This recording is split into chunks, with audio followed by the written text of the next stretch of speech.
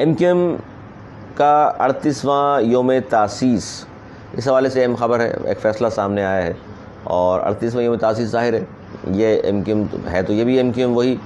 اور بنانے والے ظاہر ہے جس کی میں حیران ہوں، لا تعلقی کا اعلان آپ نے 90 سے کر دیا، 90 ہمارا نہیں ہے، قائد بھی ہمارے نہیں ہیں، بھائی پتنگ بھی آپ کی نہیں ہے، پارٹی بھی آپ کی نہیں ہے، کارکنان بھی آپ کے نہیں ہیں، ووٹ بھی آپ کا نہیں ہے، پھر کس بات کی بات کر رہے ہیں آپ؟ لیکن وہ نہیں مانتے۔ خیر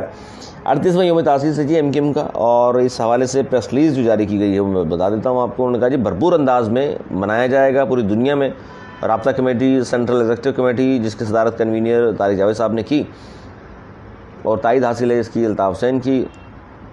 انہوں نے کہا کہ دنیا بھر میں اجتماعات منعقد کیے جائیں گے، یوم تاسیس کا مرکزی اجتماع جو ہوگا وہ 20 مارچ کو لندن میں ہوگا۔ اچھا، پاکستان میں ان کی یہ بڑی ایک، میں نے جو پچھلے دنوں جو 2-3 ولاگ کیے ہیں وہ دوبارہ آپ دیکھیے گا کیوں کیے تھے میں نے، اس میں میں نے کیا کہا تھا اور کیا ہونے جا رہا ہے۔ تو یہ دیکھیے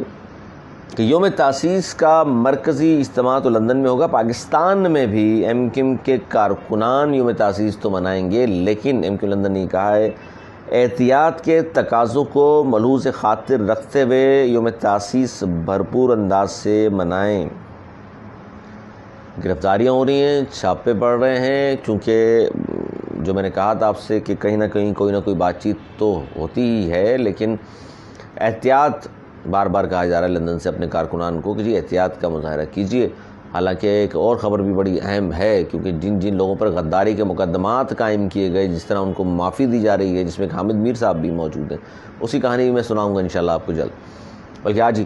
سنا دوں گا آپ کو میں اس کہانی میں حامد میر صاحب کے پاس پابندی کیسے ہٹی ہے، اور پہلے بھی ایک بار پابندی تھی وہ کیسے ہٹی تھی، زرداری صاحب کا انتخاب ہی کیوں کیا گیا یہ خبر سنانے کے لیے۔ بہرحال جی تو یہ کہا ہے، اچھا پھر انہوں نے یہ بھی کہا کہ ایک تو احتیاط کے تقاضوں کو ملحوظ خاطر رکھا جائے، دوسرا اسیران کارکنان جو اسیر کارکنان ہیں ان کی قانونی معاونت، شہیدوں اور لاپتہ کارکنان کے اہل خانہ کی دیکھ بھال اور تنظیمی امور کو مزید بہتر بنانے کے سلسلے میں فیصلے کیے گئے ہیں۔ اس حوالے سے انہوں نے کہا جی جلد اس پر آگاہ کر دیا جائے گا ان کے کارکنان کو۔